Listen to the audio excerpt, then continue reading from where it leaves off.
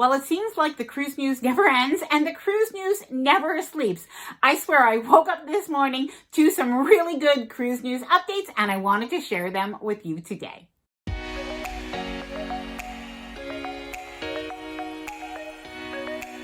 Hi there, I'm Ilana from the website lifewellcruise.com. Welcome back to my channel. Now I swear it's the truth. I woke up this morning seeing some really good conditional sailing order updates and I wanted to talk with you about them. At the same time, we have some other updates that we're going to go through in this video. The latest cruise news as to the latest cruise cancellations, the latest cruise updates, when they might be sailing, what's happening with those Alaska sailings and those test sailings, of course. We're also going to be talking about the Odyssey of the Seas from Israel, what is happening with that.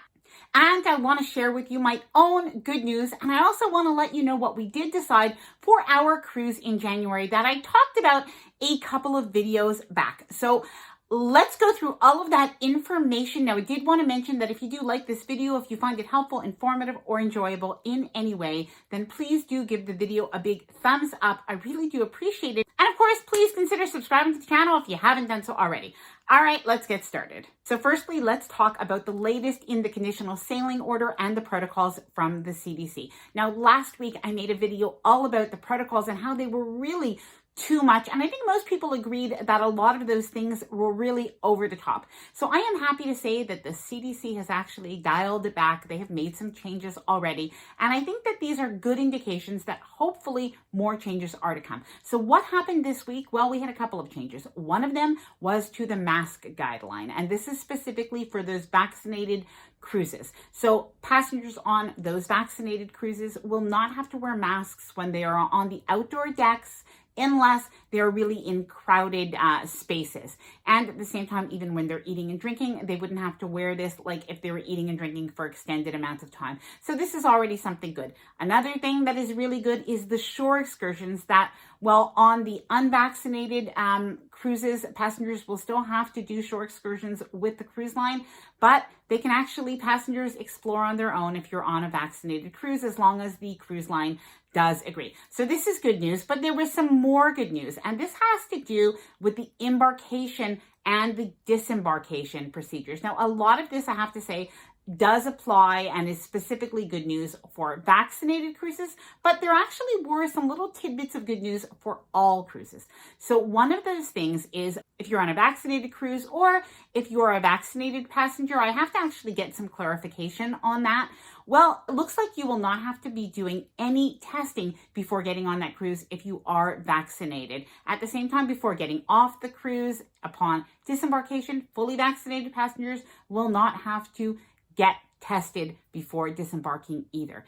Now, the little tidbit of interesting information is they also talked about not having to be tested between back-to-back sailings. Now, this is the first time that I've heard that back-to-back sailings will actually be allowed from the CDC. So I think that that is really good news. Now, they did talk about unvaccinated passengers as well for embarking. And yes, you will have to have a test before embarking. They talk about the testing that will be required, and you will have to have a test before disembarking. But again, it does look like you will be able to do back-to-back sailings because they talk about the fact that on those unvaccinated cruises or passengers that are not vaccinated, that you would have to have the test before the next back-to-back sailing. So I kind of think that this is good news. Let me know what you think. If you've read through this information, I'll leave it in the description below. I'll leave the CDC document so you can look through it yourself. But I think that this is good news. Now let's move on to some news that is really not so good, unfortunately. And that is about the Odyssey of the Seas. You may have heard the rumors that the Odyssey of the Seas will not be sailing in Israel, that those cruises are canceled and that the cruise ship is heading back to the United States. Now, as of filming this video, well, we have not yet heard confirmation from Royal Caribbean. However, there is a report on cruisecenter.com from several crew members who are on the Odyssey of the Seas who do say that there was an announcement made by the captain to all of the crew members stating just that the Odyssey of the Seas will be canceled in Israel and that the cruise ship will be heading back shortly to Port Canaveral in the United States. So that's unfortunately some very sad news, some very difficult news. If that is the case, And of course, that has to do with the conflict in Israel. Now, on the other side, I have heard some people say that, well, if the Odyssey of the Seas does head back to Port Canaveral, that is another Royal Caribbean cruise ship that they can book. So let me know if it does come back to the United States, if you might be on that list of people who would like to book the Odyssey of the Seas. So now let's talk about the latest cruise cancellations and the updates of what might just be sailing. And we're going to be looking at Disney, Carnival, and Princess. So when it comes to Carnival, they have canceled all their cruises for the month of July, but they have left room, they say, for hopefully the opportunity to start sailing again in the month of July. So we have the Carnival Vista and the Carnival Breeze that will hopefully be sailing from Galveston in Texas. And we have the Horizon that will be sailing from Miami, hopefully, in the month of July. Now, they also have the Carnival Miracle that they are leaving in the Alaska area. They say hoping that the Miracle will be able to sail with a restart in Alaska. And we do have some Alaska news in just a minute. So I think that that actually is a possibility. Now, unfortunately, Disney has canceled all of their cruises in the month of July, except for their staycation cruise on the Magic in the UK. And the Disney Wonder that hopefully might be sailing in Alaska. Now, there are a lot of disappointed Princess cruisers as Princess has canceled both the Ruby Princess and the Caribbean Princess all the way through the third week of August. They've also canceled the Enchanted Princess, which was to be sailing a Mediterranean itinerary through the entire season. Now, when it comes to Alaska, well, Princess really just doesn't have an answer for us just yet. They say that they are still working with the various governments on hopefully a potential restart for later in the season. So now this seems like a very good time to just say that it looks like Alaska cruises might actually restart this year. Yes, the Passenger Vessel Services Act, it does look like there is a good potential for that to be waived for at least this season. Now, we will hear more this week. Now, you do know that I am Canadian, so I don't know about all of the politics of it all, but I hear from people that it is looking good, that the chance of this going through and that Alaska cruises being able to restart is pretty positive. Please let me know your thoughts, if it will likely happen, if it will not. You have to share your wisdom with me, please, in the comments below. Now, before I tell you my own good news and share with you which cruise we decided on for the month of January, I did want to talk with you briefly about test cruises. Now, I'll be honest, I really haven't actually thought about test cruises probably in months. However, I saw a video this morning by Alana Zingano, and it was actually quite interesting. I will not talk about what she has in her video because I think it's a good idea for you to check it out for yourself.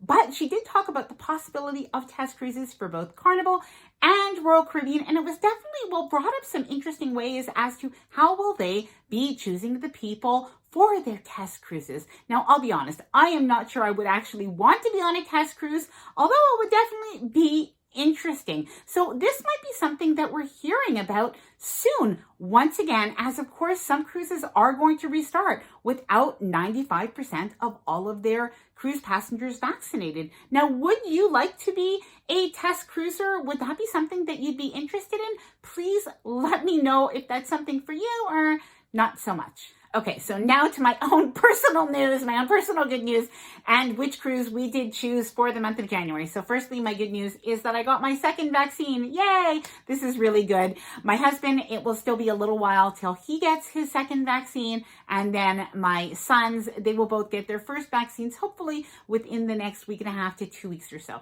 So definitely for us, because we are from Canada, the vaccine rollout has been a lot slower here, but we're actually moving in the right direction, so we're definitely happy about that. Again, no judgment based on if you decide to get the vaccine or not, but this is just, for me, something that I think is really good. So what did we decide for the month of January? Well, I talked about in a past video that we were debating between should we do the Celebrity Silhouette, which is a 10-day Southern Caribbean sailing, or the Oasis of the Seas, which is a 7-day. But we were really anxious to get back on the Oasis of the Seas because, of course, it's been completely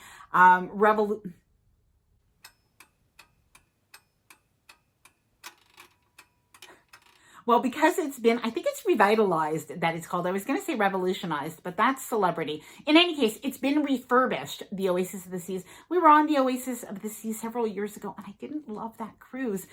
despite the fact that it was one of the best ships that I've ever been on. So I had some ideas of how I would do that cruise differently, which is why I really wanted to do it. But of course, I wanted to sail on the Celebrity Silhouette because it's more days, of course, and it's the Southern Caribbean, and it's the Celebrity Silhouette, and that's also been revolutionized or refurbished. And while we do love Celebrity and the Always Included, I have to say that does make a relaxing vacation. So what did we decide?